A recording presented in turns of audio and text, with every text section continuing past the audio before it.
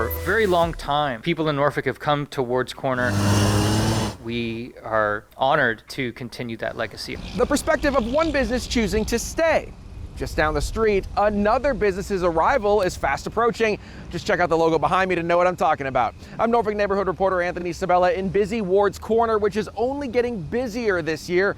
And I went to the city to find out how all of this fits into the vision for this historic neighborhood. Now still looking at obviously that early fall, and there will be some more public announcements by the Target team. Norfolk's Director of Economic Development sharing the city's excitement over the impending opening of the Ward's Corner Target.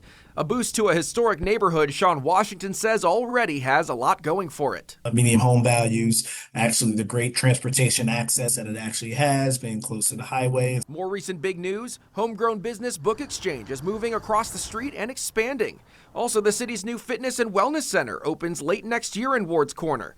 Washington says a plan for the neighborhood done in 2019, marking it as an urban development area, is still helping guide the growth. We moved in because it was central. Scott Gerlinger has lived in Ward's Corner 17 years. He tells me he remembers helping develop the plan. People were okay with like a little bit more density in the business district, especially where that old Farm Fresh property was. Is there ways to reconfigure it? He's talking about the biggest empty space remaining in the neighborhood just across the street from the new Target.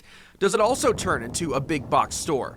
Gerlinger says there was talk of giving the area more of a Main Street vibe. Is there anything that's planned for that area yet? You know, when Target's finished, is that something that can attract something if there isn't anything planned yet? We don't own that site there. It's owned by a large real estate REIT out of Canada called Slate. They absolutely were kind of waiting to see how this Target thing plays out. We've heard conversations of maybe another kind of grocery end user. We've actually heard that maybe there's an opportunity to do some more resi on top with some ground floor retail there. Is there a concern in terms of just being the area being able to support more businesses and the kind of traffic that would bring? It's definitely a concern for residents, I think, especially right now with restricted lanes under the interstate. Ongoing road construction that won't last forever.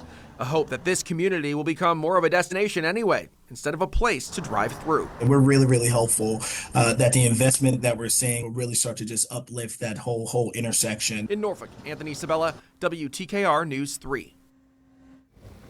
And Washington, you just saw him there, the Director of Economic Development for Norfolk, told me there is opportunity also to develop some of the so-called out parcels, the pieces of land at the front of those big parking lots of those bigger box properties right on the road.